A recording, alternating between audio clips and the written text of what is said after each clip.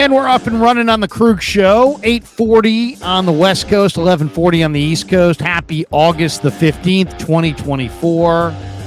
And welcome to the Krug Show, which is brought to you by Pig and a Pickle, the best barbecue in all of Northern California. Check them out. They're in Emeryville. They're in Corte Madera. They're open 7 days a week from 11 a.m. till 8 p.m. or until they run out. Pig and a Pickle, the best barbecue in all of Northern California. And this live stream is sponsored by Betr, the official daily fantasy sponsor of the Krug Show. Use Betr to make daily fantasy lineups and win real money. That's right. All you got to do is click the link below in the description, download the app, and make sure you use that promo code Niners, N-I-N-E-R-S, to get the first deposit matched up to $250. And we'll talk more about Betr in a little bit.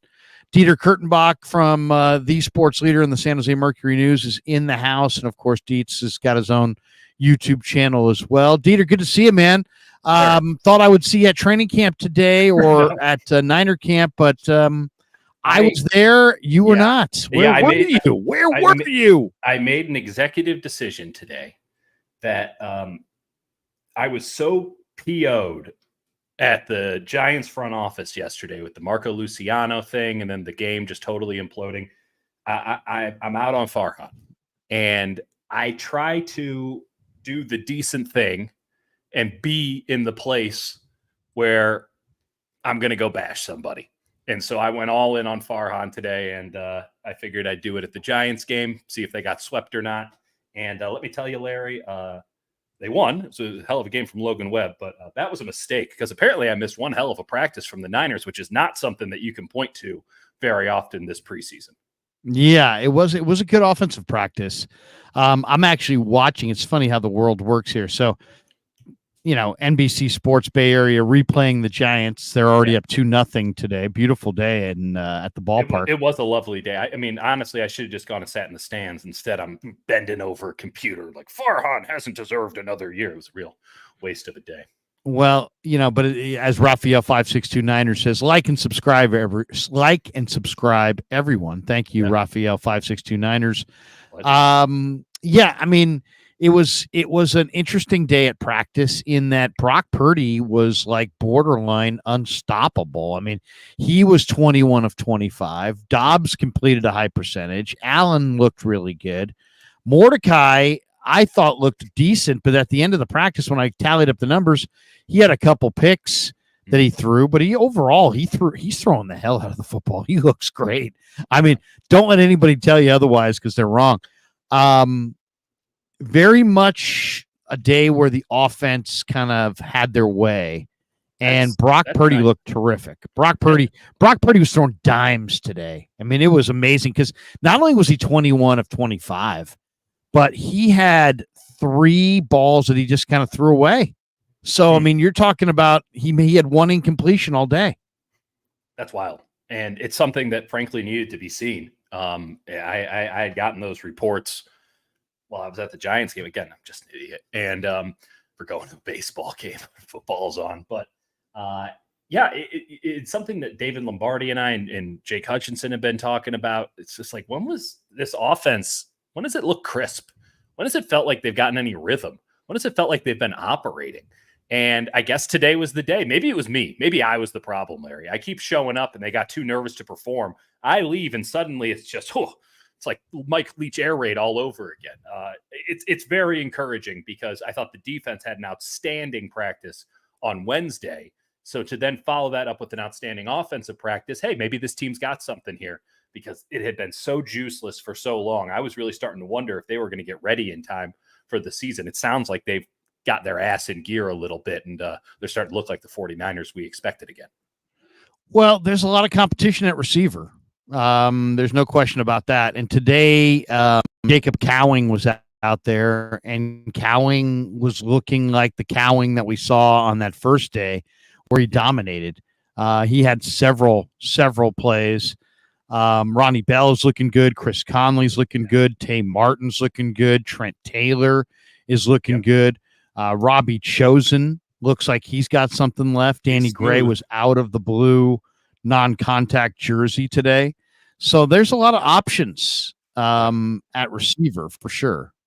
And it's going to be a good competition with at the end. Pearsall injured, and obviously with Brandon Aiyuk, who just has a really funny way of showing that he doesn't want to be here by just constantly being here. With him out, and it was again, it was starting to look a little scary. It was starting to look a little bit scary because you're looking at the calendar and you're saying there's ample time, but you got this preseason game on Sunday against the Saints. I feel like you have to put your starters in a little bit in that one, given that they didn't get these joint practices with the Saints in Irvine. And that was when Kyle, and I mean, even Dennis Allen is in over his head as he is, could have really tried to execute some stuff and try to see, test the mettle of their team against somebody else in a controlled environment where your quarterback's not going to die, and you can do some substitutions on the fly. You can mix and match. You can actually run some scheme because it's not televised to the world. Like, those practices were pretty important. And I understand, and I think it was the right decision to cancel them given how beat up they were. But when you don't have any juice in practice, and I'm not talking about Kyle Juszczyk, when you don't seem to have any continuity or crispness to how you practice, this week was absolutely critical. And I'm just, again, very happy to see and hear that the 49ers have kind of pushed it into gear here. Now they got to keep it in this gear. That's the thing. They got to keep it in this gear, because 2 practices doesn't make a good preseason, doesn't make a good training camp. They are going to have a limited week next week with the game against the Raiders on Friday, right? They'll take Monday off. Tuesday will probably be light. They'll get maybe a decent practice in on Wednesday. And then, they're on a plane to Las Vegas for a Friday preseason game. I don't know what that's going to amount to. Maybe that's the game they play some starters in. We're going to find out here probably tomorrow, if not certainly on Sunday, what they plan to do in the preseason. But after that, I mean, training camp is over. Now they're just in regular week preparation. And I hate to be the bearer of bad news here, Larry, but they're still down there starting ex-receiver who was a second-team All-Pro last year. And who's that guy? Oh, the best left tackle in football. They don't have him on the team. They should probably fix those problems too, but I'm just a simple man with simple ideas trying to put out some content here on a Thursday night. I mean, what do I know?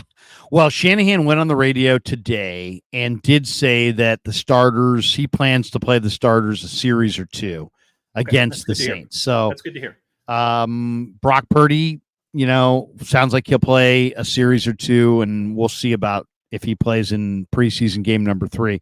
In this new configuration of the preseason, this is the game that they typically play the starters in, and that sounds like the plan. Yeah. Shanahan said he's optimistic, by the way, that the Niners and Trent Williams can work something out. He said they're talking to his agent. I mean, it's pretty obvious. Trent just wants a few more bucks. They're going to get it to him. On the Aiyuk front, at any point. I mean, again, a lot of these negotiations, it's like, why is this still lingering? Like, I get it a little bit with the Aiyuk, given the complexity of it, and given Aiyuk's peculiar demands and his peculiar actions on how to get those things. Trent Williams has been pretty straightforward. Like, I will not show up unless I am the highest paid left tackle in football. And the 49ers to this point have just been like, okay. I think negotiation. Basically saying noted, and we're working on it. And I don't think it's the worst thing in the world for Trent Williams at this age to miss a couple weeks of camp. I think that's how they feel, and I think that's where they're going to. I think you're going to see them get real serious about both Aiyuk and Trent Williams this weekend. That would be my guess. My guess is Sunday they announce during the game, some agreement with Aiyuk and maybe some agreement with Trent. Yeah. But on Aiyuk, Shanahan went on the radio and said that there's still plenty of options and directions it can go. Mm-hmm. So even though Brandon Aiyuk was at practice yesterday, he was at practice today. Mm-hmm. He's there wearing, white T-shirt, may have had a Niner insignia on there, may not have. Didn't get that close. Matt Barros did say there was a Niners insignia Wednesday, and of course, with anything Brandon Aiyuk, these are very important details. Insignia gate, DAP gate, insignia gate. He's there. Up. I mean, he's there. Yeah. He's in Santa Clara. He's not at home. He's not, in another camp. He's there. And it's like the old saying, I try to stay where my feet are. Well, if that's a true statement, then maybe he emotionally is still with the 49ers. But to hear Shanahan say there's still plenty of options and directions it can go. It sounds like they're open to signing him. They're open to flipping him for picks. Mm-hmm. They're open to flipping him for picks and holding on to those picks. Mm-hmm. They're open to flipping him for picks and turning those picks around on another receiver. Mm-hmm. I bet you they got a full gamut of possibilities that they're considering here. And I guess the question I would have for Shanahan is, what outcome are you rooting for? You know? Yeah. Because it doesn't seem clear to me. I think that they're just trying to win the deal. And ultimately, I don't think that's anything the 49ers can do at this point, because Brandon Aiyuk, for whatever leverage he has put himself in a situation to where he's going to win a little bit too. Maybe both parties are just going to lose, and we just have to, shake hands and admit that this is the best, worst thing for both parties. It's so messy and so unnecessarily messy, because all of this stuff could have and should have been handled months ago. It should have been handled appropriately before the draft. If you in earnest believe that you can get rid of Brandon Aiyuk and still win, and I think there's a lot of reasons for the 49ers to believe that. I don't know if they're right or wrong, and maybe we'll never find out. But with Kyle Shanahan at the helm, with the quarterback that you're all the way in on, with the amount of offensive talent this team has, there should be a certain confidence that you could win if Brandon Aiyuk were not on your team, be that via injury or you traded him. And the Niners are now kind of having to hold the bag for their prior mistakes. They were asking everyone in the league for 2 first-round picks for Brandon Aiyuk.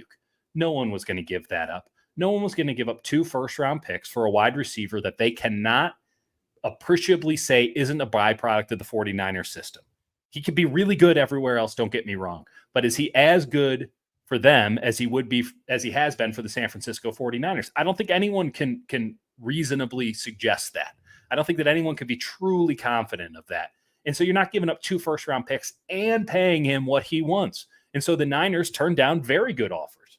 They turned down a single first-round pick in multiple cases, to my understanding, for Brandon Aiyuk.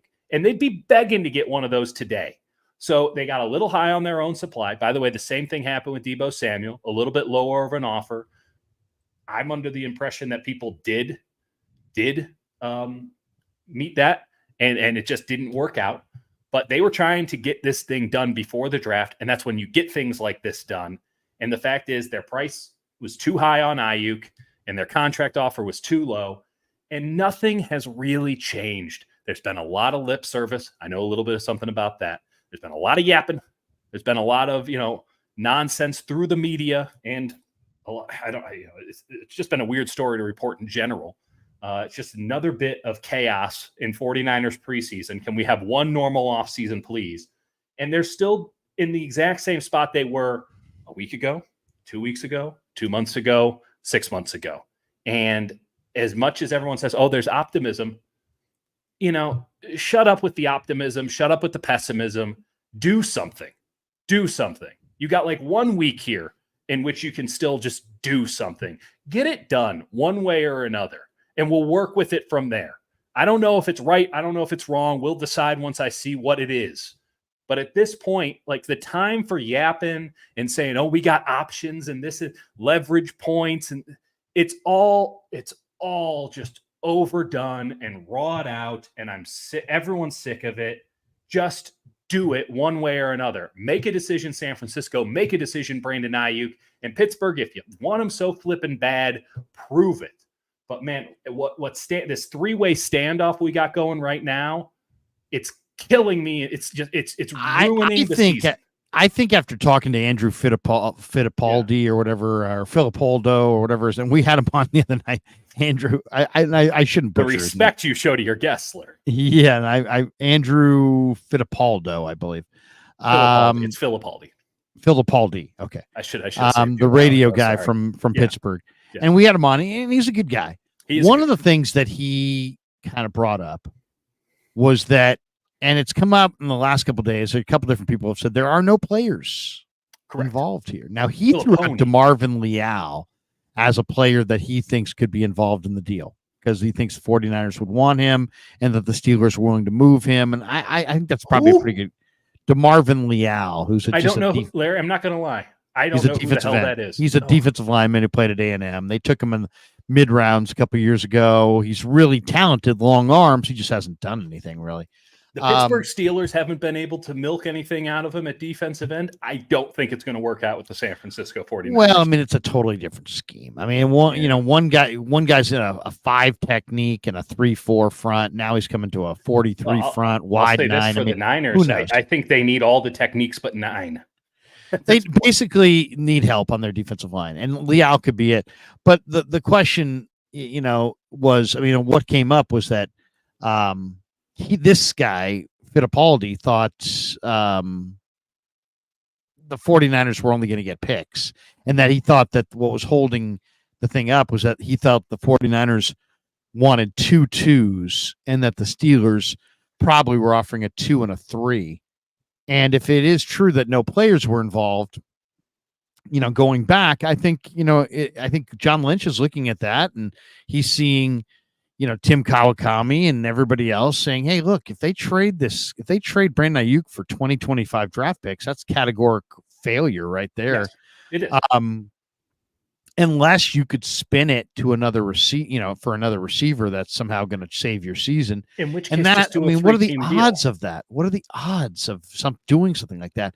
It's almost unprecedented in league history. So, that's kind of where they're at, where it's like you're going to make some unprecedented deal, or are you going to keep Aiyuk? I think ultimately Lynch is sitting there going, well, if I trade Aiyuk and it's a bad trade, I'm going to get raked over the coals. Yeah. Yes, you are.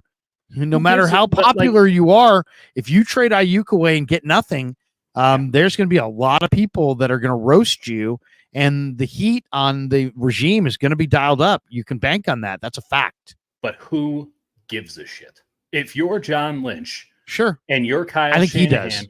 Well, if he is trying to make moves to appease the fan base, then he's already gone, baby. Yeah, but the way it works. I mean, he's cognizant of. He answers to one man, but he's cognizant of the situation. I mean, Jed is going to. Do you think Jed really knows football? No, he's going to judge this trade based on the reaction to this trade. The media reaction, the fan reaction. The media reaction is going to be bad. The fan reaction is going to be worse. If they trade Brandon Aiyuk for a 2nd and a 3rd in the 2025 draft inside their Super Bowl window, they're going to get roasted. And they should. John Lynch knows it. Well, and then the question is now, maybe we're just framing it incorrectly here. If John Lynch is doing it because he knows the fans are going to rake him over the coals, why would he feel comfortable making the deal in the first place? Why would he negotiate that deal in the first place? It's a bad deal. Well, because I don't think he knew, Dieter, when he got involved in this negotiation, that the Steelers, were going to be in a situation where they're only offering picks, or then walk away. Maybe he felt like the players were going to be more attractive. I mean, the one thing we don't know, we know what Cleveland offered. We have an idea what New England offered. We have no idea what Pittsburgh's offered. They're not offering intentionally quiet. Well, I think it's probably because it's a very low offer. That's right. And Pittsburgh is of the mindset, I can tell you this flat out, they're of the mindset that Aiyuk wants to come here and we can get a deal done with Aiyuk. So he won't say no to a deal with us. So you'll get whatever we give you. And that just doesn't work for the San Francisco 49ers. And if John Lynch legitimately is considering such a move, but is only held up by, oh man, I'm going to get really raked over the coals for this one. How are you the GM of the team? You and I could do that job, Larry. We could just read.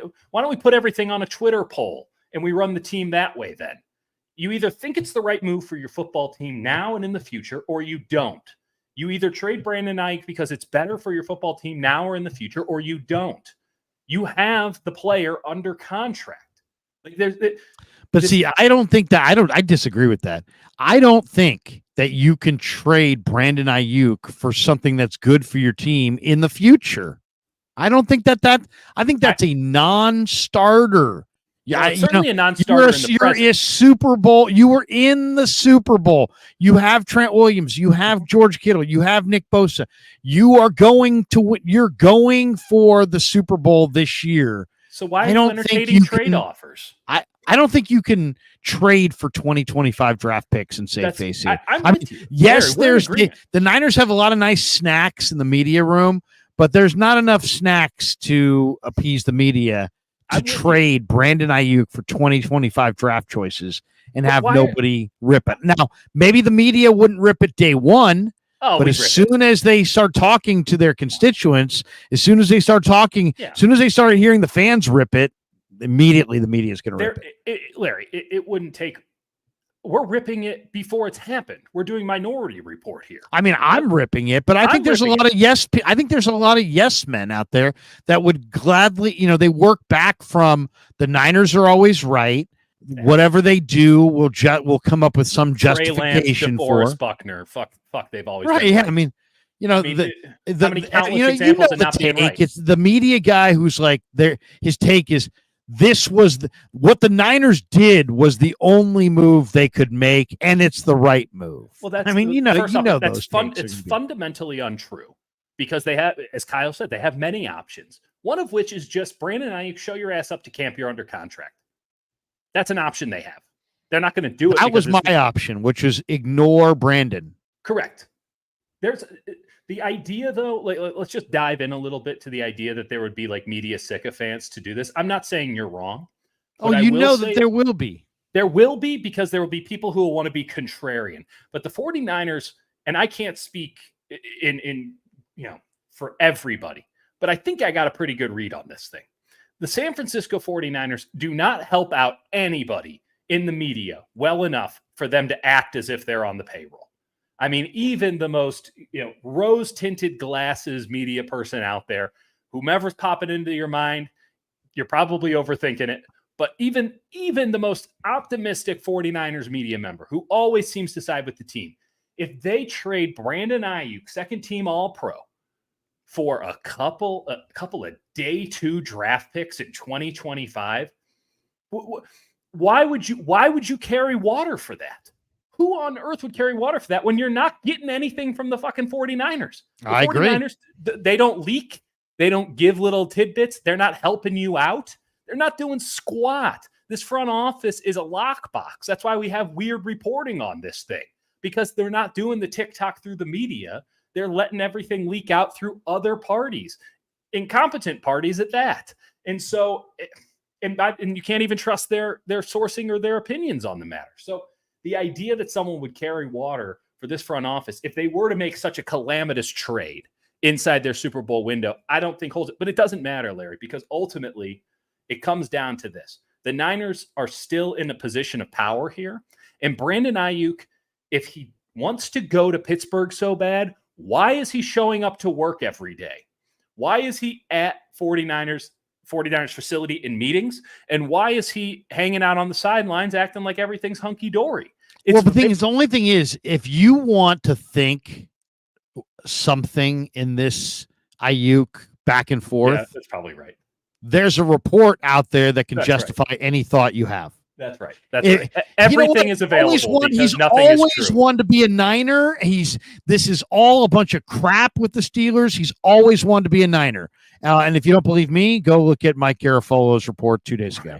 Wait a second. He's going to be a Steeler, and how do I know that? Because he told me his goddamn self. Yep. Antonio Brown.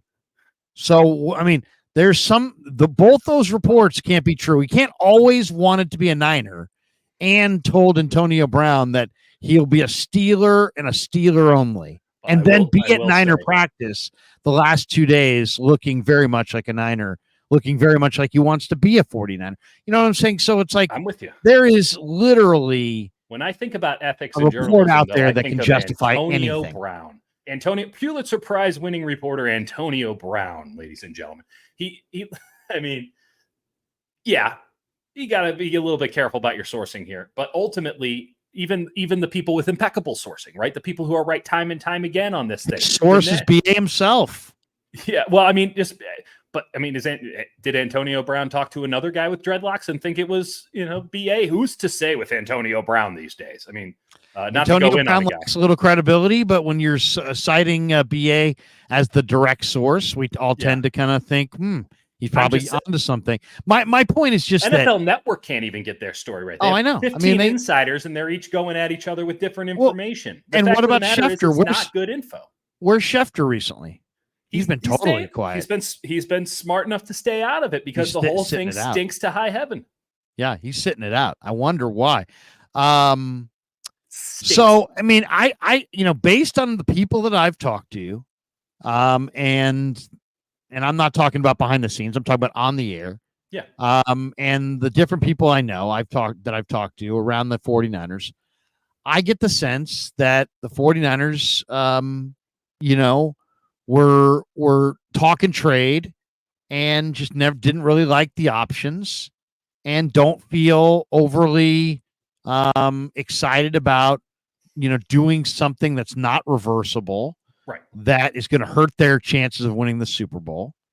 And so, it's interesting to hear Shanahan say, hey, there's still plenty of options, still plenty of directions it can go. They can't give up their leverage. They can't. Yeah, they can't just say, oh, we'll sign Brandon, because then Brandon gets to name the price. Sure. Again, we just keep coming back to the same thing, Larry, where nothing has actually changed. We've just done a lot of extracurricular activity for no bonus points.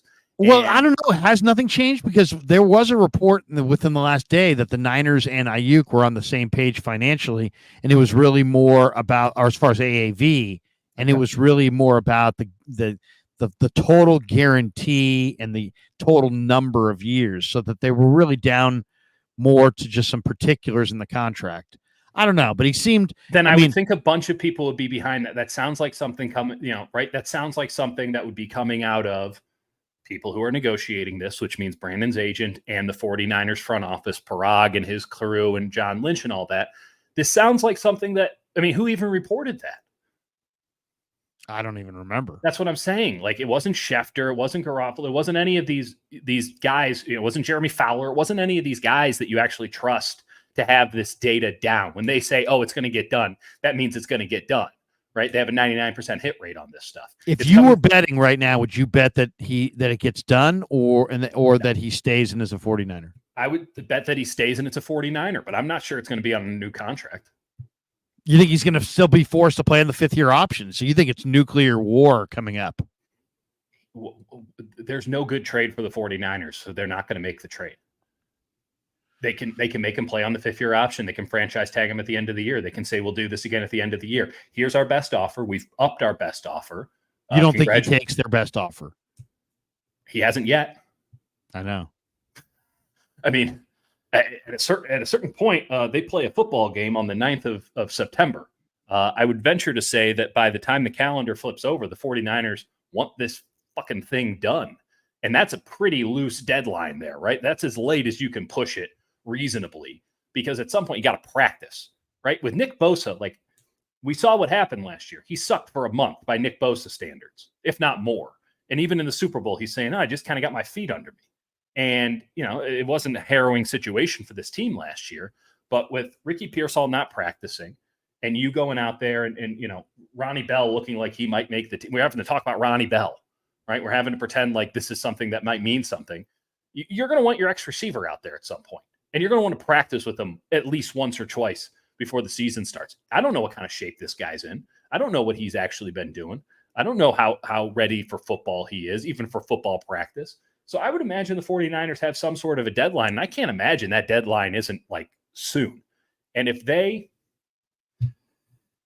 can't get it done soon, I think that they just do what the Bengals did with Jamar Chase and T. Higgins this preseason and say, we don't negotiate contracts before the season started. We negotiate contracts in the offseason. If you want to hold out, hold in, do what you want. We'll talk at the end of the season, or we'll talk during the bye week.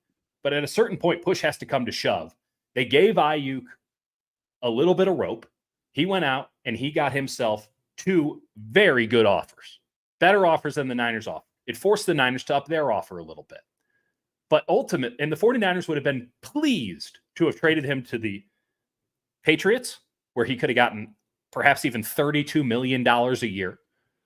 And they would have been exceptionally pleased to trade him to the Cleveland Browns, because they would have sent back a receiver of arguably his caliber, who was in a one-year deal, kind of it's not an apt comparison, but contractually, it's the Jordan Poole for the CP3 deal.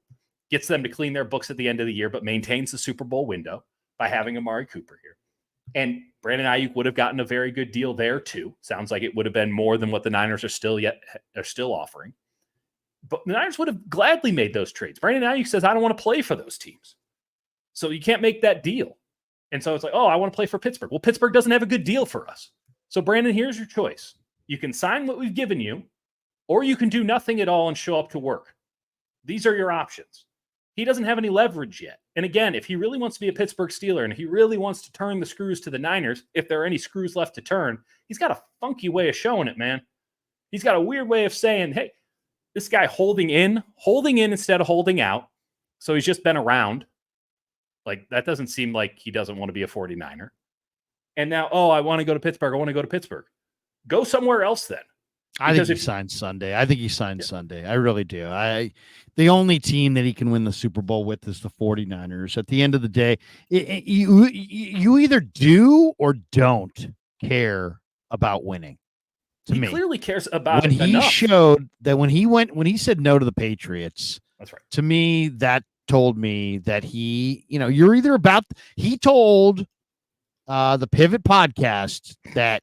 Because he wanted to say it because he was trying to get his money. So he said, I care about the money. I care about the money. And when I heard that, I doubted it at the time. I thought to myself, you know what? This guy says he cares about the money, but this is just because he wants the money. Yeah. But he cares about winning.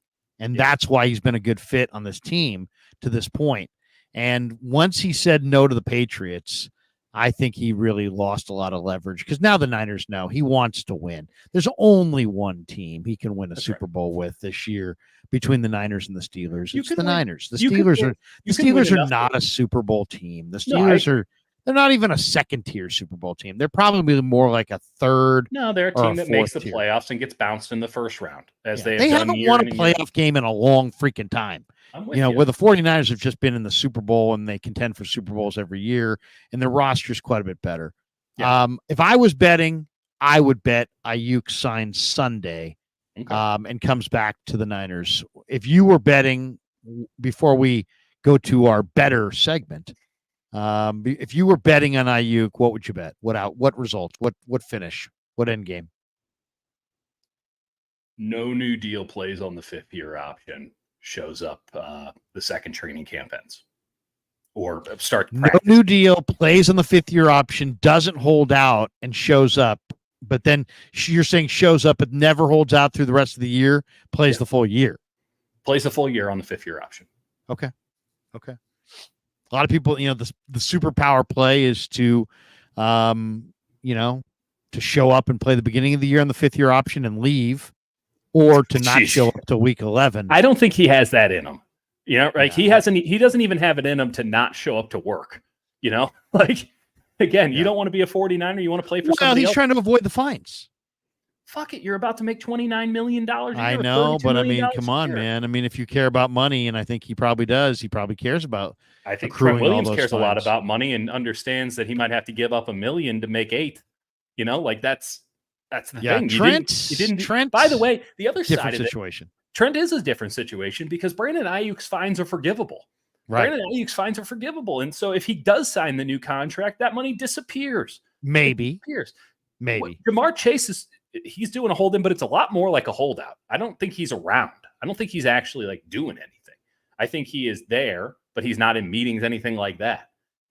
Brandon being in meetings and just being a member of the team as if he's got a twisted ankle or something, it's a weird holdout strategy or a weird leverage point. And I think it lends itself pretty clearly to the fact that the Niners can't honestly believe that he wants to go play for Pittsburgh. And it doesn't matter what he wants because they don't want to trade him to Pittsburgh because Pittsburgh's got a shitty offer. Yeah, at least we think. I'll tell you the move that would intrigue me if I were John Lynch, is you might get your chance here soon, Larry. You're moving on up. You might be GM by the time this offseason's over. Well, the trade up for Jamar Chase, who's in the exact same situation. Yeah. Because maybe That'd the be Niners fun. are willing to bend for Jamar Chase that they wouldn't be willing to bend for Aiyuk. Jamar Chase is maybe the best receiver in the game. I think he is. I'd rather have Chase than Jefferson. Some people would rather have Jefferson. Some people would rather have Tyreek. Some people would rather have Devontae. I personally am I a don't know if Jamar Devontae's still Chase in that man class. myself. I think Chase is the best receiver going. I'd I'm even a include Hill a first guy. round pick. I'd trade Aiyuk in a first just to try to get Chase out of Cincinnati. I'm with you on that, but I don't think that they will. First off, the fact of the matter is that the reason that we're in this situation, talking about Brandon Aiyuk with no new flipping news every flipping day, is because no one can appreciably say if he is the system or if he's a product of the system. Whereas you don't have that question with Tyreek Hill. You don't have that question with Jamar Chase. You don't have that question with Justin Jefferson, who was catching crazy amounts of passes from Nick Mullins last year. And is about to get a full season of Sam Darnold, and no one's questioning if the guy should go in the first round of fantasy drafts. But Kyle thinks about football a little bit differently than the rest of us. And Brandon Aiyuk did not miss a block last year. He was the best blocking wide receiver in football. That matters a lot on a team that likes to run the stretch. I'm not sure Kyle would make that trade. And Kyle still has, if not all to say, a lot to say. Wow, that's something. Jamar Chase doesn't block. Yeah, I mean, Jamar Chase is freaking awesome. He's awesome. No one's questioning. He's an amazing player. It's not Madden. All right. This live stream is sponsored by Betr, the official daily fantasy sponsor of the Krug Show. Use Betr to make daily fantasy lineups and win real money. That's right, real money. Click the link below in the description and download the app. And make sure you use the promo code Niners, NINERS, to get the first deposit matched up to $250. All right, here we go. Fancy stuff. We're gonna go with more or less here.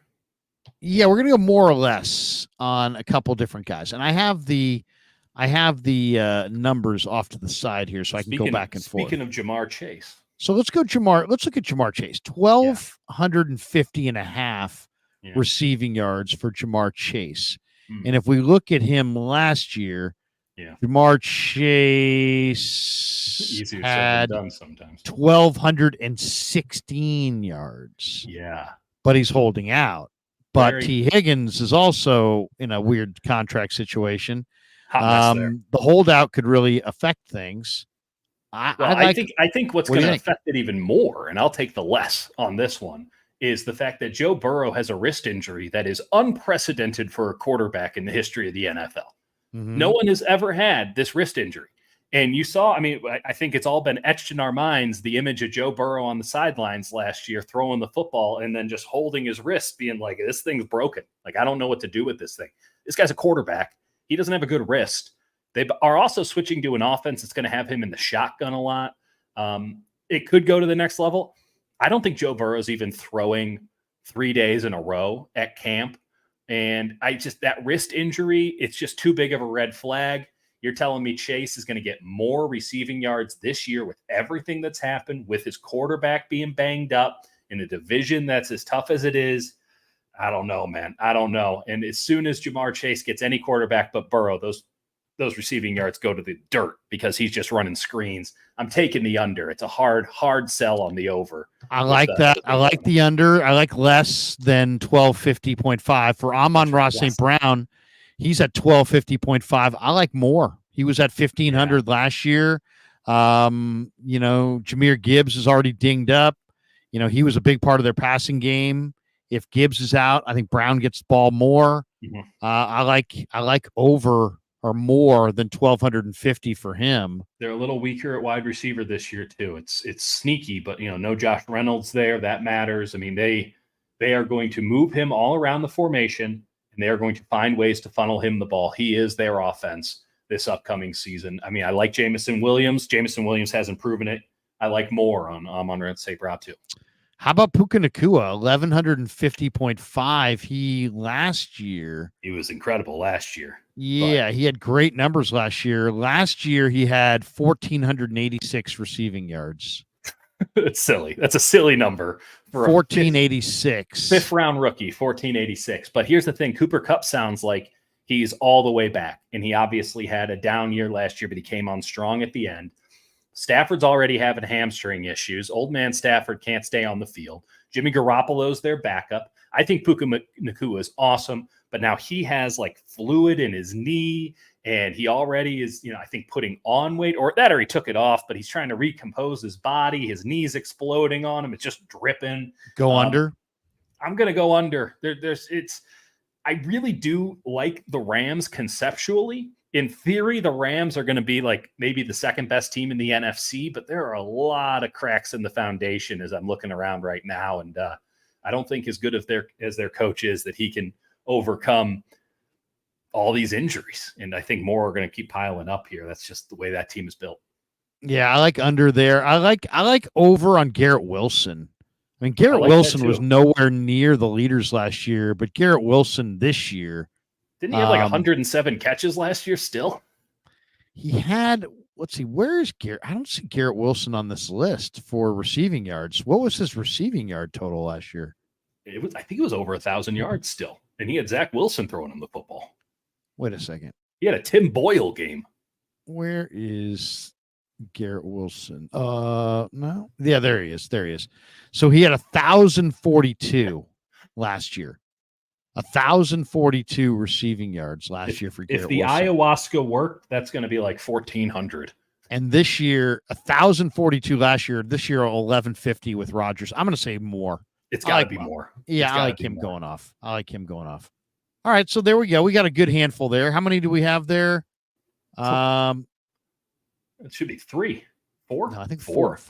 So we got Chase under his receiving yards. We got Amon-Ra, St. Brown more than. Yeah. We've got Puka less than, and Garrett Wilson more than. You know what, Larry? It looks like we're just one away from really multiplying this thing to the next level. Okay, let's go to the next level. What else? Who else do you want? Let me see here.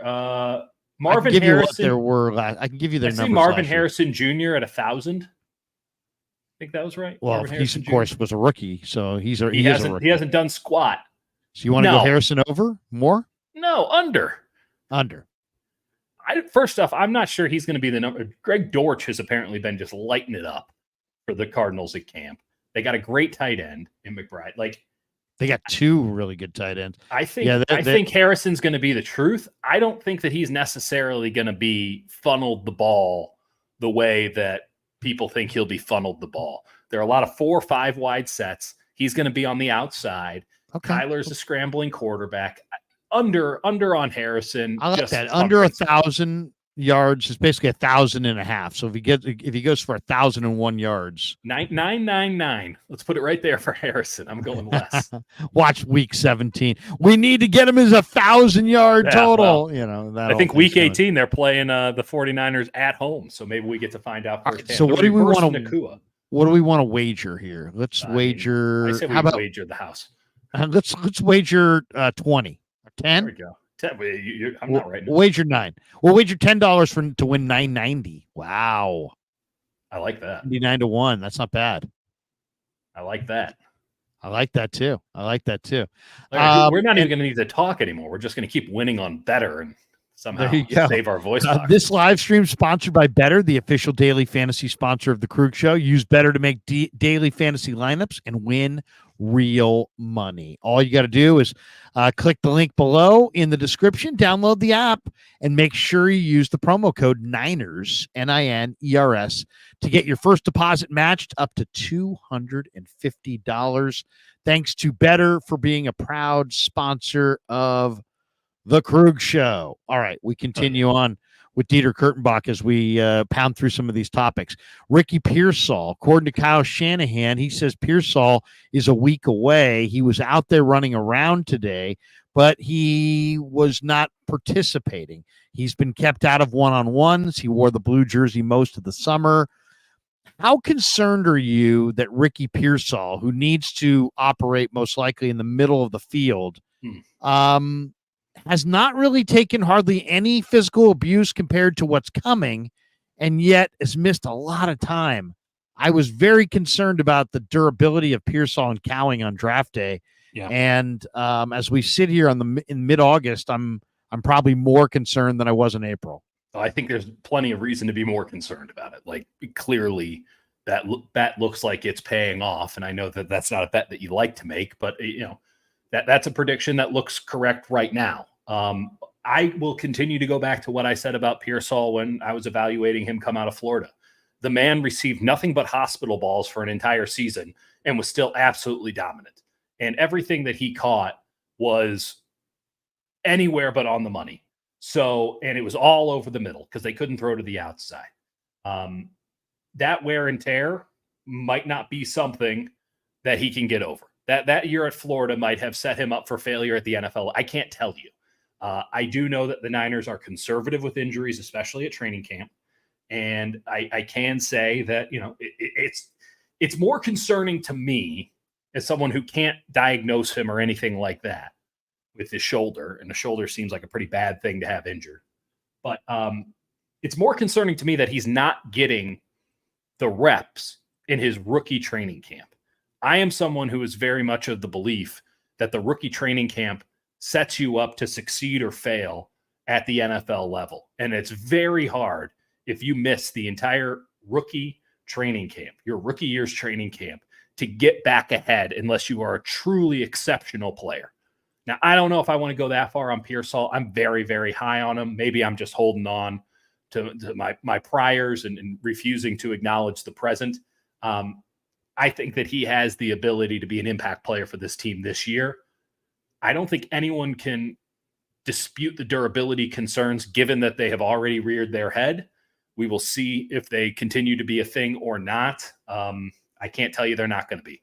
But I'm really concerned about the fact that the kid's not out there getting reps. This would have been an incredible opportunity for him as a football player and as somebody that the 49ers are planning to build around in the future, because he would have been the guy out there doing all of those reps at X, doing all of those reps instead of Brandon Aiyuk. They would have given him every opportunity because they know what Juwan Jennings is. He's a very good player, but he's never going to be the primary X in this offense. Ricky Pearsall could be that guy. He's probably more of a Z, but he could have been the X in this, and he's not getting those reps. It's just such a missed opportunity. We might end up looking back at this shoulder injury, and I know there's a hamstring in there somewhere, but this shoulder injury, which he came into camp with, and saying, he just never could get ahead. He could never be the player that at least I think that he could be, because he just couldn't get on the field in the preseason, and ultimately other guys beat him for the role that he's going to have on this upcoming team. And then you bring in a new crop of guys next year, and now he's sort of a forgotten piece of this roster. We've seen it time and time again. A little bit more difficult with first round picks to just sort of push them aside, but you got to earn your way onto the field, no matter if you're a first round pick or an undrafted free agent in the NFL. And he just hasn't gotten enough reps to say that he deserved playing time this season. That's a big loss for the Niners. It's a huge loss for Ricky Pearsall. I mean, the comparisons will be out there because they took Pearsall with Ladd McConkey on the board. They took Pearsall with Xavier Legette. McConkey's banged up. Legette, I don't really know if he can 230 pounds. I mean, we'll see if Pearsall can stay healthy. I mean, he's polished, but he lacks upside. So we'll see. We'll see if he's going to step up. I'm not selling my stock just yet. But I like him. It's just, I get why people don't want to hold it. You got to be healthy. You got to be able to stay healthy. Stability. You play in the middle of the field, you're going to have to take hits. Yep. Demo Lenore told Steve Wilks last year, before the Super Bowl, that he wanted to play in the slot against the Chiefs, and Wilks ignored the advice. Yep. And I'm going to share the screen here because this is a good little soundbite. This is Demo talking to Richard Sherman about this, and listen to what Sherman says to him. We'll go back, telling them how I was feeling. Let's go back and listen to this, and then we'll talk about it in a second. Here's Richard Sherman and Demo Lenore on the Richard Sherman podcast. Question, because I never watched. Did you ever get a chance to go back and watch the Super Bowl? I went back. I had to watch it. Like, I just had to see. But I kind of felt, because like I talked to Wilks before the game, and I was just telling them how I was feeling, I was like, me, I watch a lot of film, so I was just seeing where the ball was going. And I was like, it's mainly in between the hashes, it's going to the slots. Like, they don't really got no dominant outside guy.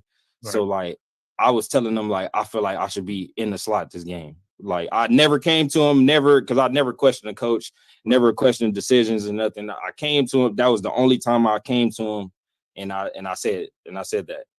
But, they had their philosophy, and what they felt worked, was going to work, and they made that decision. So I was like, all right, I'm gonna just roll with it, and I'm gonna just try to do what I can to help us win. Well, look, I'm gonna tell you this from experience, and as an old man who don't play no more, just go talk to Kyle. Yeah. Like, at that point, look, if you get any kind of feeling in your heart, any kind of inkling, just go talk to Kyle. Let it. Hey, it's his team. It's his. What do you want to do with it? Because I think that'll move the needle next time. Like, if you'd have said that to him, you'd have been playing inside the Super Bowl, and that would have been the end of it. Like, he would have lived with it. He would have lived with it because it was a gut feeling from you. It's one of those things, the universe and the energy and all that. It would have happened just like that. Question, because I never. There you go. Great little soundbite there. Yep. What do you think? I mean, Lenore said that he went to Wilks and said, hey, look, they're doing everything inside and I should be inside. Wilks, this is the problem with this. The problem is that Lenore was their best slot corner and their best outside corner. So it wasn't like, well, you play him in the slot. You don't have to worry about outside. But in hindsight, I see exactly what he's saying. Do you think if Wilks had been if Wilks had played Lenore in the slot, would the Niners have won the game? Couldn't have hurt.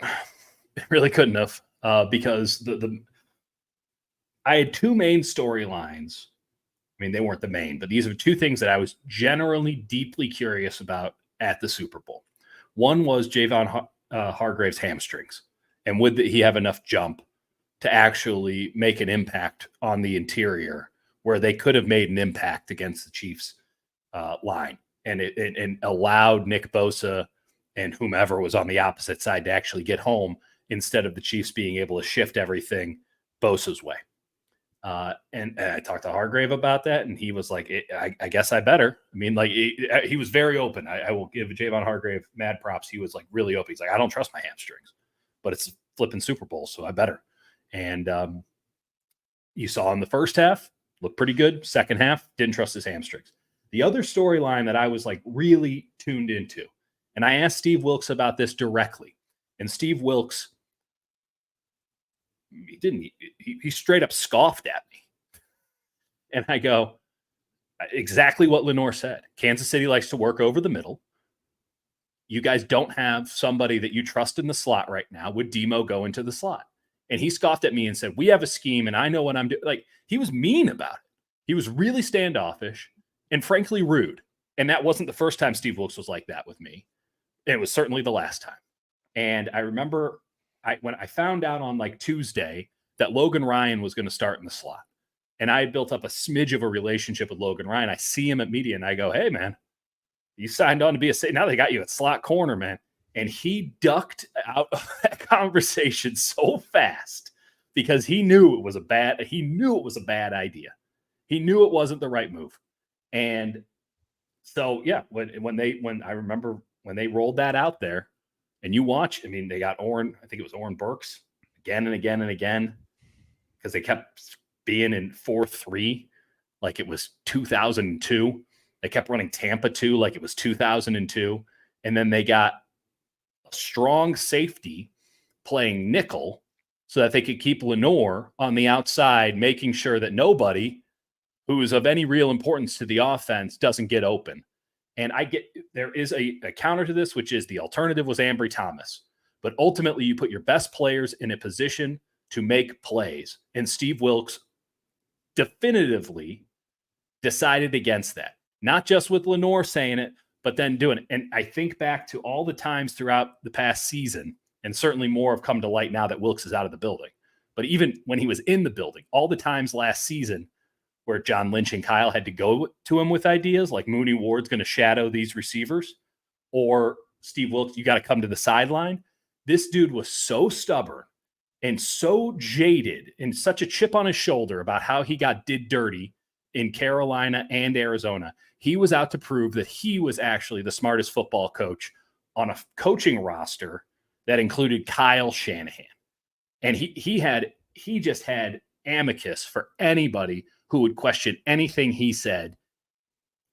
I was not upset when Steve Wilks got fired. Let's put it that way. Well, I'll tell you the big change, and I haven't fleshed this out fully yet, but I believe I know Steve controlled the games they played up front last year. And I believe before Steve got here that Kasarik was controlling those games up front. And the games that they played up front last year were largely ineffective. Well, they're basic too. And real basic. They couldn't get any push with the players that they had. And instead of saying, okay, we got to do something a little bit more exotic, we got to mix it up. Here's some stunts. Here's some delays. Here's some stuff. Here's just something. They didn't do it. And I have to give Steve a little bit of deference on this one. He did do some very good things individually with players in the secondary. Travarius Ward took his game to another level. Lenore took his game to another level. And Jair Brown was ready for the job when they eventually had to give it to him, albeit then they took it immediately away from him and gave it to Logan Ryan. It was a whole hot mess. And Logan Ryan, coming in off a Disney cruise, wasn't going to be the kind of guy to question Steve Wilks, right? He was just happy to have a job. And he was a quality enough player to where Steve Wilks would just say, oh, he'll do whatever I tell him to do. That was the kind of player Steve Wilks liked, and it burned his ass in the end. But Steve was very cognizant, and he mentioned this, and you were in the press conferences with me, Larry. Like, he mentioned it time and time again, like, the front has to match the back. We have to have our pass rush line up with our pass coverage. And he was very adamant about that, because clearly that's something that Kyle did not like the prior year, and which I think is fair. The problem is he always deferred to the coverage. He always deferred to, you do simple stuff up front so we can do complicated stuff out back. And it could never be both sides of the coin doing complicated things, because Steve Wilks wasn't capable of handling that. Well, it didn't match. I mean, the Bengal game's a good example. They tried to dial up heat, and then they played a soft coverage, and that's right. Burrow just made completion after completion, and it was like 12 and 15-yard handoffs all day long. Yeah, I mean, it just didn't match. And he talked a big, tough game, but look at the players that he had on his defense Cadillacing in the NFC Championship game. Yeah, I mean, you could be the toughest guy in the world, but if you can't get your guys to play ball for you, somebody's got to go, and it's usually the coach. And then once I saw that Cadillacing in the NFC Championship game, I couldn't believe it. And I'm like, I got to ask Shanahan about this. And I was kind of hoping somebody else would ask, and nobody did. No, you did a great job with that. And you know what? It became a story, and I don't know if Steve was unhappy that I called out his guys, because they did play hard in the Super Bowl. But it definitely made him look bad. I'm sure it made him look bad too, behind the scenes. Well, let me make a point here, Larry. Yeah. Steve Wilks, a two-time NFL head coach and the defensive coordinator of a team that did have a pretty damn good defense last year and played in the Super Bowl, doesn't have a job. He's 55 years old.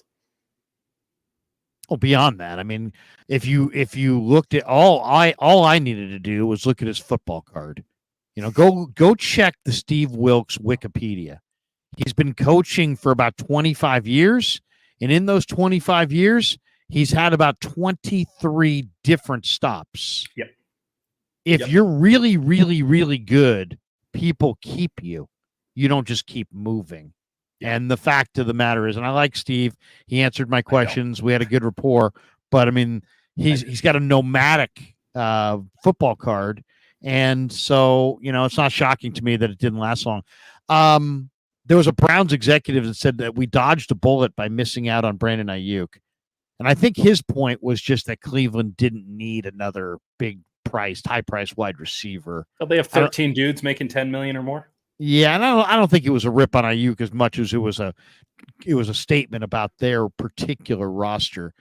I think that the bullet's already gone through their head, and I'm not sure Brandon Aiyuk would have been sunny at the toll booth in The Godfather. They made the worst trade of all time for Deshaun Watson. It makes the Herschel Walker trade look like a relatively easy or a relatively fair trade. Yeah, right.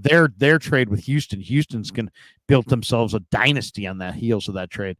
We'll see. There was a Bleacher Report article this week that it was like one player on every team that could be traded this August at the trade deadline, not at the cut down. Oh, okay. And there were two names on this list that really intrigued me. One of them was Tutu Atwell. Oh, okay. And Tutu Atwell is just such a burner. And I know the Niners have tried to find what Harbaugh had with Ted Ginn, and they've tried it with Cowing, and they're trying it now with Cowing. They tried it with Danny Gray. And Cowing was great today at practice. Cowing, what you missed today at practice was Cowing was awesome. Cowing had a great day. I'm glad to hear it. Tutu Atwell is a true burner. Yeah. And if he is available, I'd be very interested in him. The other name that's out there, they're saying may get dumped at the cut down or may get traded. It's a defensive end. It is. Good. It's Tyree Wilson, the Raiders, who just got drafted 7th in last year's draft. Great. Out of Texas Tech. And he had kind of a disappointing year, but there's a lot of talk that the Raiders may have already quit on Tyree Wilson and may try to, recoup draft pick compensation for him. Yeah. I kind of am intrigued by these two guys. One, Atwell is such a burner, and I just think he would be such a space creator. I know the Niners have been trying to get Danny Gray and Cowing and this and that, but Atwell in some ways is even faster and better than those guys. If you could get him, I've seen him do it at the NFL level. And then Tyree Wilson is 6'6", 275. Now, he's probably a bust because Alex Leatherwood was a bust, and the Raiders draft a lot of bad guys. You tell me that the Raiders drafted a guy on physical specs without the ability to actually play the Raiders football. just make every mistake there is. They draft Cleveland Farrell, and they ignore physical specs, and then they get to this kid, and they said, we got to have him. He's physically dominant. Yeah. Don't worry, Tom Tedesco Tyree will Wilson fix is 6'6", 275. I know. And with Chris Kaceric's system, if you put him opposite Bosa, who knows? I mean, this just on bull rush alone, this guy would be intriguing as hell. Can he set a fucking edge? If he can set an edge, he can play for the San Francisco 49ers because they don't have anybody right now. Yeah, I think he should be able to set an edge. I want to take a quick victory lap on the Leonard Floyd thing. I know it's too early to do this. Yeah. But I was not a fan of the Leonard Floyd signing when it happened, and I haven't heard anyone defending it in the last couple of weeks. Let me put it that way. Well, let's see what he does. I mean, we'll see what he does. Nothing we'll happened. See what he does. But I mean, he is 245 pounds, and they typically like guys 270. He is the exception. Who did they have? They put Gibbons on the end the other day.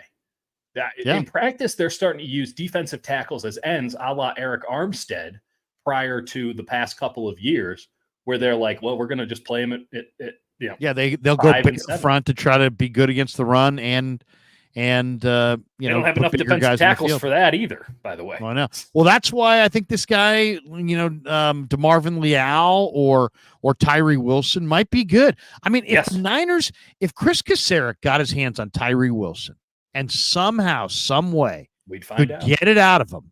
Yep. The 49ers could go to the Super Bowl on that alone. I agree. He's that talented. I don't know what you'd have to give up for him. Again, it would be a selling early for the Raiders, and the Raiders aren't third exactly round pick. Fine, do it. Do I care? Yeah, no, seriously, it might be smart. Okay, a couple more, and then we'll call it quits. Okay. Niners signed veteran defensive tackle Nick Williams. Something, nothing. Does he make the team? Does he get cut? He might actually make the team. I mean, we'll have to find out here. But I was doing the 53-man projection, and I put Alex Barrett on the team. Like they don't have enough defensive linemen, Larry, at all. So literally, me, you, anybody, come on down. If you can play a lick, we'll bring you on. Because with Kalia Davis, the fact that we're upselling Kalia Davis as some sort of like quality NFL player here because he had a halfway decent preseason game. Well, he's on. He's going to be on IR with the designation. So they're not going to have to lose him, but like they have like 8 guys that are made, and maybe 2 of them aren't even NFL players. I mean, they're going to have to put a practice squad guy or 2 on their 53 because they don't have enough defensive linemen. So, they're going to be looking at the cut down for Isaiah Foskey, for Joseph Asai, for Darrell Taylor, for any viable pass rushing edge player. Interior, and they're not alone. I mean, the Steelers picked up Marcus Golden the other day, and then he retired. out of the that blue. was So I mean, there I love are, Marcus Golden. there's a lot of people. There's a lot of need for edge rushers for sure. Wish you hadn't paid Give one. me your preseason opener, 49ers Titans takeaway. What was your primary takeaway from the preseason opener?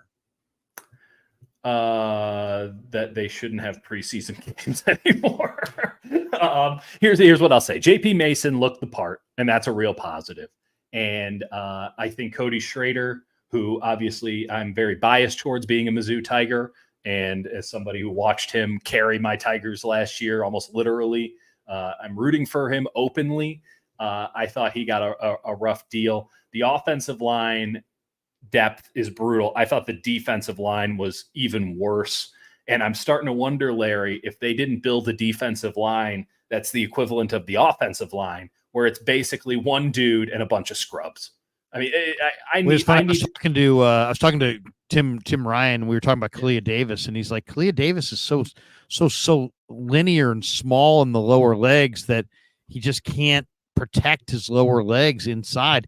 My preseason opener takeaway was Kalia. I thought Kalia was monster. That's the best I've ever seen him play. He's 310 pounds, and he was, he didn't start playing well until Tennessee took its first string offensive line out of the game. Yeah, but I mean, he's also showing major explosive traits at 310. Agreed. But then he gets hurt, and he's gone for half the year, and this is why you can't lean on him. He's an incredible talent, but I don't think there's durability there. I don't think you can really rely on him. I don't know what Malik Collins is.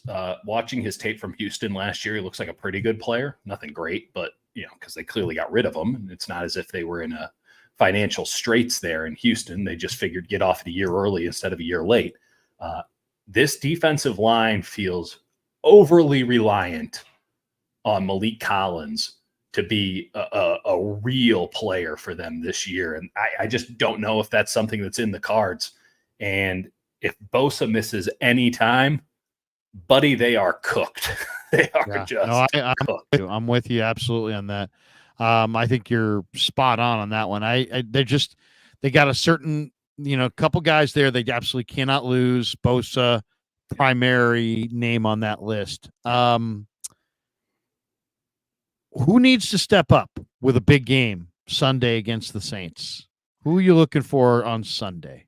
I need to. I mean, it's going to sound like a cop-out answer. I need to see Brock Purdy just absolutely destroy the Saints defense, because I don't think the Saints defense is very good. And I know that, Brandon Aiyuk won't be out there and Trent Williams won't be out there.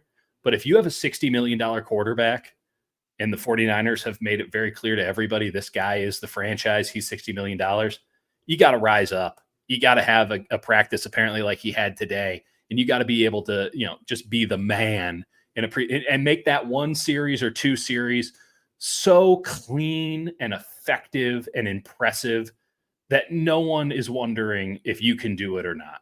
I'm not saying that, we're questioning if Brock Purdy's good or not, or the 60, whatever. I just want to see him go out there and be the dude, because I, as someone who did not go to practice today, have not yet seen him be the dude.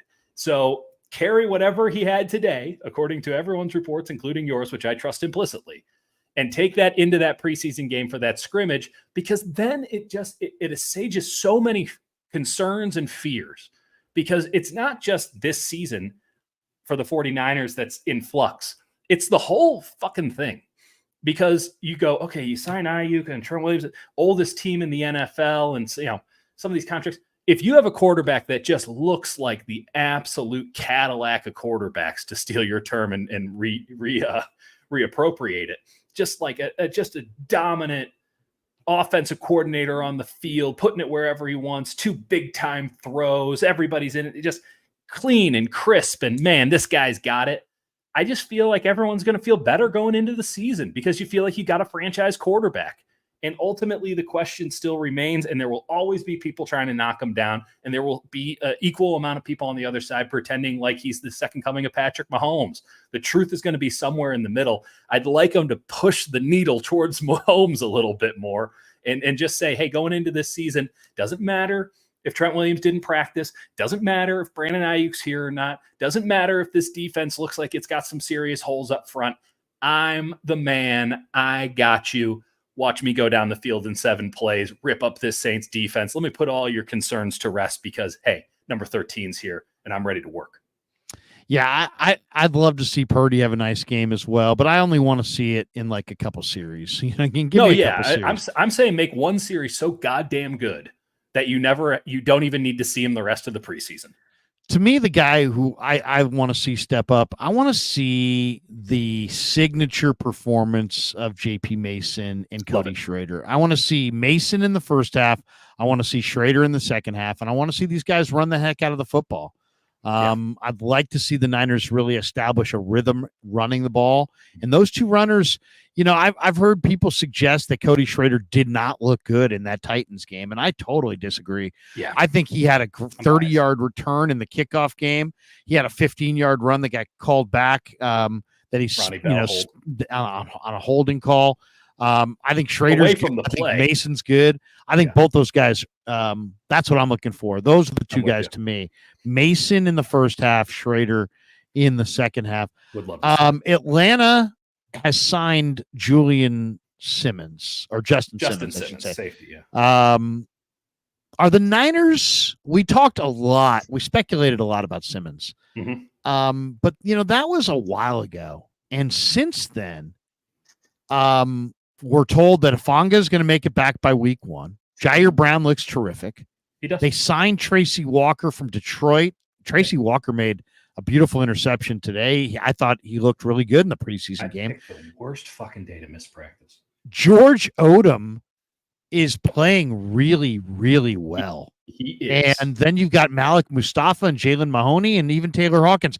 So it's like, once again, on paper, coming into this camp, it was like they only have Hufanga and Brown and Mustafa, and Odom's a special teamer. But now they've got Tracy Walker, and Odom looks like he can play from scrimmage, and Hawkins looks better, and Mahoney looks better. They suddenly, the need for Justin Simmons just wasn't quite there. I'm with you, especially at the price point, too. That's $8 million that you can give to Trent Williams. So don't give it to Justin Simmons. I will say this. I think the scheme has helped the safeties play better. I still have questions on if a true single high scheme as the Niners are going to play this season. They are not even pretending they're not going to in practice. I question if a true single high can be effective in the modern NFL. I think it leaves serious gaps. And I think that there are kind of simple plays that you can run against it to get big gains. And the reason that so many teams have gone to too high is to force quarterbacks to dink and dunk their way down the field. They are going to be predominantly single high, and Odom being in a better position because he's closer to the line of scrimmage, even though they are kind of flipping guys every now and again, strong side, weak side. I think it puts Odom in a better position to succeed. It certainly puts Mustafa in an elite position to succeed. It will be great for Hufanga when he does come back because, frankly, he's just a Sam linebacker, and that's where he should be playing at all times. And it gives them an opportunity to be in nickel while also having that strength against the run. It really does work well for their personnel. It really, really forces Jair Brown, though, to be markedly better than he was last year. And I don't know if you're going to find a bigger defender of Jair Brown in the media than me, but even I have questions on if he can up his game to the level necessary to be the one guy back there to make the sharp, instinctive decisions necessary to functionally play free safety in a single high system. It is a hard fucking job. He's talented enough to do it. He's smart enough to do it. He has not yet done it. And as impressive as this secondary, not just the other safeties that you mentioned, but also all these cornerbacks. I mean, they're loaded at corner. As impressive as this secondary has looked, it all hinges on Jair Brown, and it's going to be a question mark until he proves it otherwise in the regular season. One oddball question, and then we'll finish with a 5-spot of quick hitters.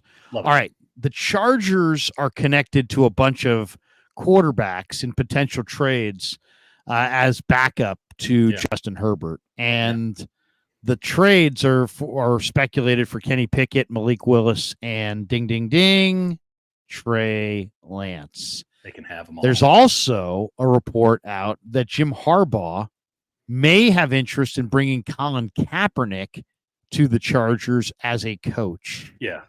Which former 49er could you more easily envision with Harbaugh with the Chargers? Lance as a backup to Herbert, or Cap as a coach on Harbaugh's Chargers staff? I mean, it's Lance.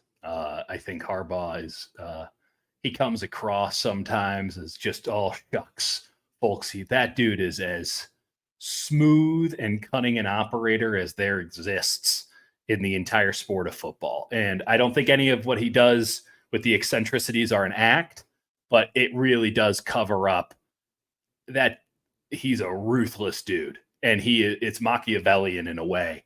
By saying, hey, I'm really considering Cap as a coach, that's just a really, really sharp way of saying he will never play for me in the NFL again. And that's what Cap wants to do. Cap doesn't want to be a coach. At least I don't think he does. We'll find out in due time. But that was a really clever way of doing it. And it makes Jim Harbaugh look good while telling you, hey, I'm not going to let him play. By the way, if the Chargers think that they can fix Trey Lance, a good luck to them too, because I watched that preseason game he had with the Cowboys, man. Against the Rams? Oh, yeah. It was flipping brutal to watch. I mean, it was even worse. It was even worse than some of the really tough stuff we had to watch with him as a 49er. He just doesn't see the football field. There's no feel. There's no feel. The game is so fast for him still. And it's never going to get slower. His feel is just not there. He doesn't have the feel. And this is legit. I'm not going to pretend as if I wasn't somebody advocating for him for the number 3 pick. Oh, I was excited about him. I was excited about him. My concern with him coming out of North Dakota State is that he never actually made plays off of the first read, that he would just run the football like a fullback because he was the biggest, strongest, best athlete on the field. And that was a good way to get yardage and keep the chains moving. And that shit wouldn't fly at the NFL level. And that all this, all that movability that he had to turn into him ripping passes down the field, a la Aaron Rodgers or Patrick Mahomes, or what we saw the other day with Caleb Williams in that preseason game against the Bills. Like, mobility is great. It has to be functional mobility, and the ball is going to travel a lot further and a lot faster than Trey Lance was going to. And as soon as he got out of a practice environment with the 49ers where he's protected and everyone has to slow down around him, as soon as he saw real NFL speed in the preseason, it was just painfully obvious he wasn't actually that fast, and he had no feel for the game and no feel for improvisational plays where his athleticism could shine, and he just hasn't developed it yet. Well, he has no arm. I mean, Kaepernick had major arm talent and major foot speed, and just never really fell in love with the process of football, didn't devote the time, and never really improved. The league adjusted to him. He never adjusted back. Game, set, match. Right. Trey Lance had no arm talent and an overrated. His arm talent, his arm accuracy, and his arm talent as far as velocity. He didn't have a good motion. He didn't have accuracy. He had a Tebow-esque. I mean, it's just long. It was a bad pick, and I got to wear it a little bit because they would have been better off taking Mac Jones at pick number 12. Yeah, seriously. Mac Jones, by the way, is playing this weekend instead of Trevor Lawrence. All right, 5 quick ones. Dominic Pooney is been starting at right guard. Spencer Burford, John Feliciano are battling injuries. Pooney is in position to take over the starting job. Yeah. Will Dominic Pooney share right guard with Burford and Feliciano at different points this year, or will he take the job outright? I think he'll share it. I think that Chris Foerster, the offensive line coach, run game coordinator, has shown that that's the way he likes to do it. He never really gave it full on to Burford, right? And I haven't seen enough from Pooney to say, hey, game, set, match. He's been good. He's held it. No question about it. I think there's a lot of promise there. When he gets his hands on you, he stays on you. He's really good in tight spaces, but he's also been late on a couple of pole blocks, and it's still a work in progress. I think you have to really hone in on it to sort of see the chips in the paint, but it's there. And I don't think Forster is going to give him full reign because it just hasn't been definitive enough to this point yet. Niners number 2 quarterback this year will be? It'll be Brandon Allen. And by the way, if you combine the foot speed of a Josh Dobbs and the arm strength of a Brandon Allen, you would have Josh Allen, which would be a much better quarterback. J.J. McCarthy done for the year. Minnesota had Josh Dobbs last year. Now they have Sam Darnold. Will the Vikings come knocking for Josh Dobbs? And if Tanner Mordecai plays well in the preseason, if Brandon Allen is your number 2 quarterback, will the Niners go for the cheaper Tanner Mordecai as the number 3? Or will they go with Dobbs as number 3 and he's supposed to be making $2.25 million? Yeah, but a lot of that's guaranteed. So they're already basically on the hook. The way they got him in with Sudfeld, though. I know, but Brock, and this is what I was going to get to. Brock Purdy, at least the murmurs were there already, right? There was already a groundswell, and you get all the credit in the world for starting it, at least in the media, of there's something going on with this Purdy guy. And now revisionist history is everyone, we knew from day one that Brock Purdy was incredible.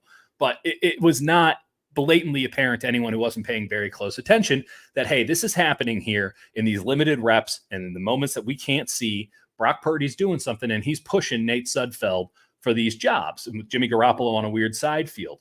That hasn't happened yet with Mordecai. At least I haven't heard that groundswell yet. I know you're big on him. That's fine. I haven't seen him do enough with the reps that he's gotten, which have been limited, and by the way, not increasing. And I haven't heard anyone behind the scenes be like, this Mordecai guy, like, look out for him. So it doesn't feel full-on Sudfeldian yet. That said, I really do hope for his sake, in this case Mordecai, that he just rips it up. That would be great, and I think that would be an interesting storyline, but I think Dobbs is pretty entrenched, and I think they carry 3.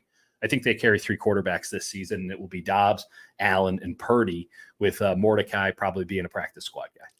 When I asked Brock Purdy about Mordecai, he smiled and said he can rip it. He can. And something tells me Tanner Mordecai is going to play well in this game against the Saints. We should love find to out. see it. We will find out. Would love to see it. Special teams. Yeah. The Niners special teams looked bad in this last game, yes, especially the kick return. Yep. The new kickoff rules are unusual. Uh-huh. Every team in the league's got the same challenge. Yep. I asked UseCheck today. I said I think Garendo and Schrader and Debo are almost ideally suited for this. Yep. And I really believe Cody Schrader might be the perfect return man for these rules. Yep. That all being said, what do you think? Is the 49ers special teams coverage was that first game against the Titans an indication of what is to come, and they're going to have nightmare coverage units this year? Or is it just early on they will get adjusted and they will be better in kickoff coverage this year? I have no indication that they're going to be any better than they were against the Tennessee Titans. It does not matter, though, because the second the regular season starts, Kyle Shanahan will send in the missive to anyone who's kicking it off, whether it be Mitch Wishnowsky or Jake Moody or Kyle Flippin Juszczyk, boot that shit through the back of the end zone. We will take a 5-yard loss compared to where we were last year to mitigate any chance that someone can take it to the house on us. And I'm already seeing it around the NFL. The special teams coordinators had their fun. They got to pretend like they were so innovative and so interesting. Every NFL head coach does not give a shit about special teams until it can win or lose them a game. And right now, the new kickoff rules are pretty clearly stating you will lose a game this way. You are praying, if you are a team, that they're kicking it to you. And I was watching, as a sicko, I was watching the Patriots-Eagles preseason game for about 5 minutes. I saw 2 kickoffs. They both went through the back of the end zone. It's over.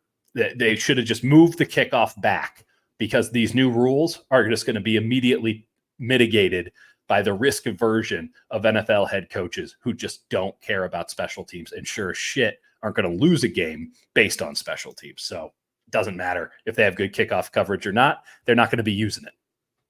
Last question before we hit the chats, and then we'll get out of here. Yeah. Niners had a bad run D last year in the preseason. They had a bad run D last year in the playoffs, and they struggled with their run defense in this game against Tennessee. Pro Football Focus gave them a 54.9. Ooh, that's generous. Pro Football Focus run defense grade. Missed tackles. The Niners supposedly missed 13 tackles last week. Now, it is week one, and week one is probably the 1 week where guys look bad tackling. It just takes a week. I don't know why, but it just does. Yeah, so maybe the 13 missed tackles is not a big issue. Maybe the run defense is not a big issue. They had about 7 of them on one special teams play, so maybe it wasn't that bad. What do you think, though, Dieter? I mean, how worried are you now, this year, no Greenlaw, maybe till late in the year, no Armstead all year, no Afonga maybe to start the year. How concerned are you about the 49ers run defense this year? Immensely. I'm immensely worried about it because they also don't have someone who I can see setting an edge consistently on the outside of the defensive line.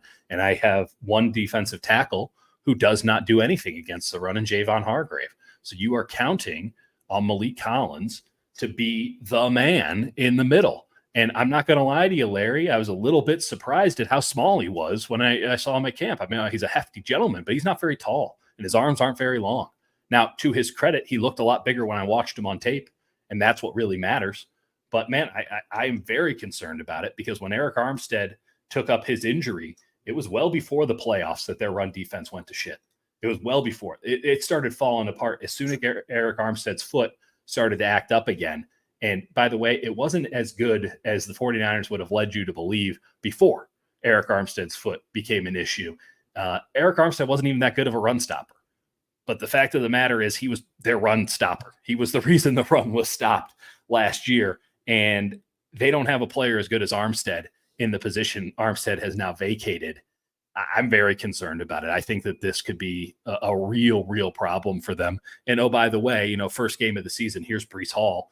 And I know that the Jets offensive line isn't all that great, but Breece Hall's pretty flipping good. We're going to find out from the jump if this team has it or not. Yeah, no, I think the run D is, until proven otherwise, is a major problem. Yes, sir. All right, that's going to do it for us. Let's hit some of the chats here. We got some of the starred chats. August Pierre says, "Can be our Krug." Yeah, that's right. I'm back. I'm back at the leader. When's the show start? Starts Labor Day. 6 p.m. to 7 p.m. Everybody here who's a big Niner fan, I want you guys all to join me on KNBR 680 for my 6 p.m. to 7 p.m. Monday through Friday show, which starts on Labor Day. We'll have great locker room interviews. We'll get we'll get the Niner PR people to get us a bunch of great guests. We'll do a bunch of media guests. We'll take calls. We'll talk nothing but Niner football from 6 to 7. Monday through Friday on KNBR 680, these sports leaders, starting on Labor Day, continuing throughout the entire year, not just the season, the year. So look for it. Half Dead says, "Larry called it on draft day. Pearsall is fragile and he ain't going to make it through an NFL season." Yeah, it's August 15th. I haven't sold my stock yet. You might all be wanting my stock in a couple of weeks. I wanted Xavier Leggett. I'll be totally honest about that. Coach Scrapper JC444 says, "Hey, $5, Blair. Here's $5. Go. What a dude! Get a beer. Get yourself a beer." Hey, Bryce Eldridge hit a couple bombs tonight. MF was asking if Eldridge is going to be up soon. Yeah, he's going to be up real soon, as in 2027. Yeah, right. It's going to be new a while. Front office doesn't trade him. It's going to be a while. And if he doesn't hustle, he'll be sent back. Kittle for Prez says, "Yeah, tell us about your shoe game today, Larry." Yeah, Kittle called out our shoe game yesterday. So today I switched it up and I went with some Nikes that I'm not as comfortable as some of my others. So I'm going to switch it up again tomorrow. But, you got to be careful. And Kittle had some pretty sweet he had some sweet Jordans. Yeah, those, that's a good look, dude. The Jordan football cleats. Beal's got them. Bosa's got them. Yeah, a lot of guys have them. I will say, out of bounds for George Kittle. We're just a bunch of scrappy guys in the media, working class folk trying to put out a good content product. And here's this multimillionaire shaming us about the state of our shoes. We can't all afford a grand shoe closet here. Some of us work for a living, George. And George, we know we're on to you, George. We know your game. You got a great shoe collection because you got those cheapy sunglasses, and you're saving money on sunglasses with the Veni, whatever. Right? Yeah, he's getting those cheapo sunglasses, and he's not spending any money on his shades, and he's spending all of his money on his feet. Also, like, what a lame thing to care about. Like the shoe game, like who you listen. I know George is a younger man than both of us, to be sure. Like, what are we doing here? What are we doing here? We were talking to a bunch of.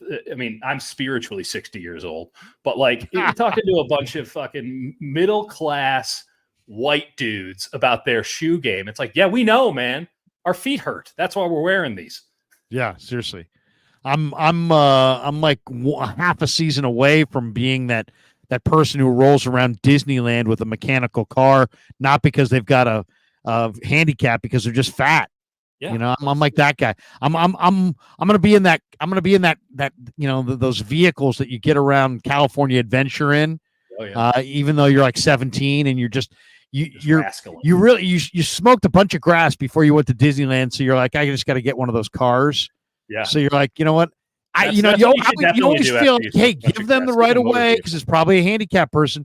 But in reality, it's not a handicapped person. It's usually a lazy teenager from like Downey, California, who just doesn't want to walk. But you're not bringing specifics into this. Right. Ricky Williams says, what does he say here?